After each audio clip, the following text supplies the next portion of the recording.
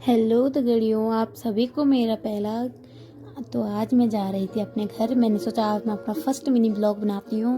आप लोगों को अच्छा लगे तो लाइक सब्सक्राइब करें। मैंने सिंपल सा घर जाने के लिए कपड़े पहन लिए थे क्योंकि बाइक में जाना था। तो बाइक में जाने में थोड़ा साड़ी सूट में नहीं जाया जाता, प्रॉब्लम होती है, इसलिए मैंने सिंपल से कपड़े डाल लिए।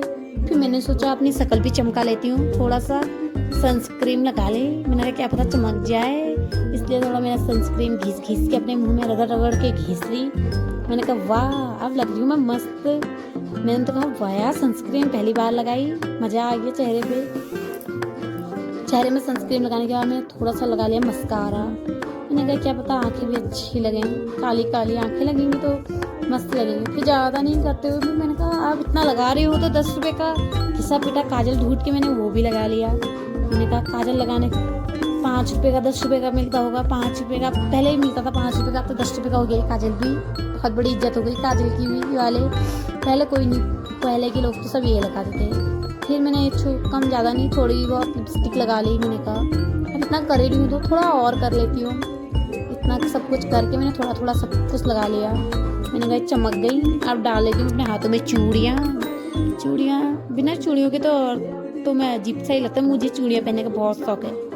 चूड़ियाँ पहनने के बाद मैंने एक टेक ली बिंदी रेड कलर की। मैंने कहा काला रेड का कॉम्बिनेशन बहुत अच्छा है, मस्त। फिर मैंने अपने बना लिए बाल। जो बाल नहीं है, बहुत ही जंजाल है बालों का, तो बहुत मुश्किल हो जाती है बाल बनाना, उलझ जाते मेरे बाल बहुत सारे, तो इसलिए बहुत टाइम लगता है बाल बनाने में।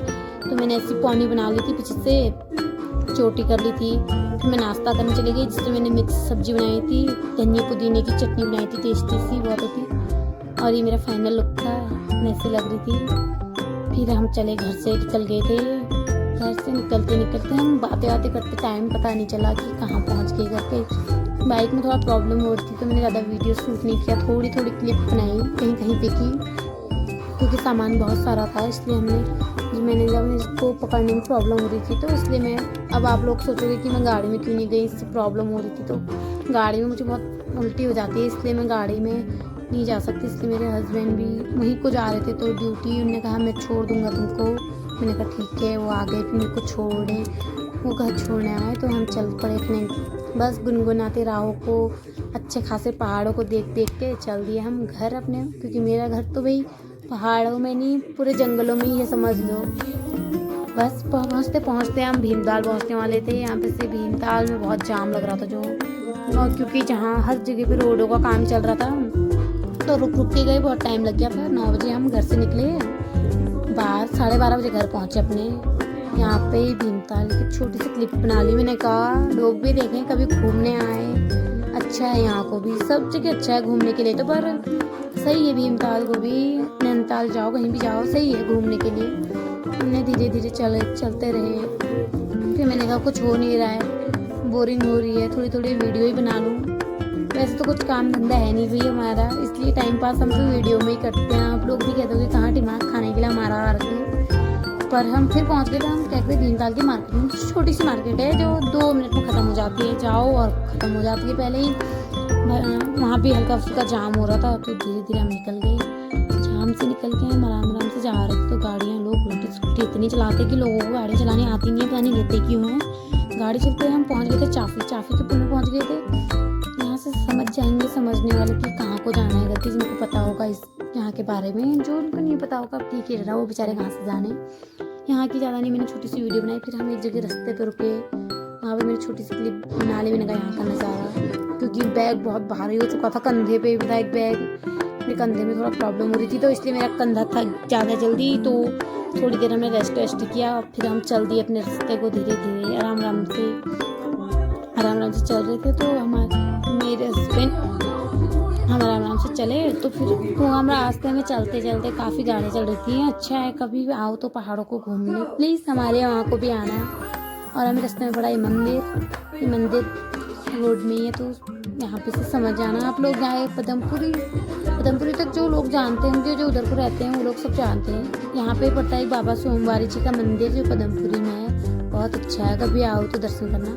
पदमपुरी में हमने खाए छोले अंडे, इनने चाय पी, मैंने छोले अंडे खाए, क्योंकि ये नहीं खाते, मैं अंडा खाती हूँ, ये नॉनवेज नहीं खाते। फिर मैं अपने घर, ये हम पहुंच गए थे पलड़ा में, जो मेरे घर से कुछ ही दूरी में था। यहाँ से जितना नज़दीक पहुंचते जा रही थी मैं अपने घर के, उतनी खुशी मेरी बढ़ते ही जा रही थी। भाई अपने मायके जाने की खुशी मतलब ज़्यादा ही खुशी हो रही थी शायद मेरे को ही। इतनी खुशी, जैसे तो मैं जाते रहती हूँ पर फिर भी मुझे ज़्यादा ही खुशी हो रही थी। मैंने कहा अब पर गंदा भी लग रहा था, वहाँ भी छोड़ के आने का मन नहीं करता, पर यहाँ आए बिना भी मन नहीं लगता। क्या करें, करना तो है, जाना है। फिर मैंने यहाँ से छोटी सी वीडियो बनाई। यहाँ खाली रोड थी क्योंकि यहाँ को बहुत अच्छा है हमारे यहाँ को, सिंपल सी, ज़्यादा ना गाड़ियाँ चलती ना वो कुछ सही है। नीचे यहाँ से मलबा ताल भी दिखता है नीचे, यहाँ से जो वाली रोड, जो इस रोड से हम जा रहे हैं उससे नीचे मलबा ताल, सामने में कैलाश, छोटा कैलाश भी है वहाँ पे, सामने की चोटी में कैलाश है। कभी आओ तो पैदल के रास्ते यहाँ से कैलाश भी जा सकते हैं मलबा ताल से। यहाँ से बहुत सही पड़ता है रास्ते में, पर चलना बहुत है।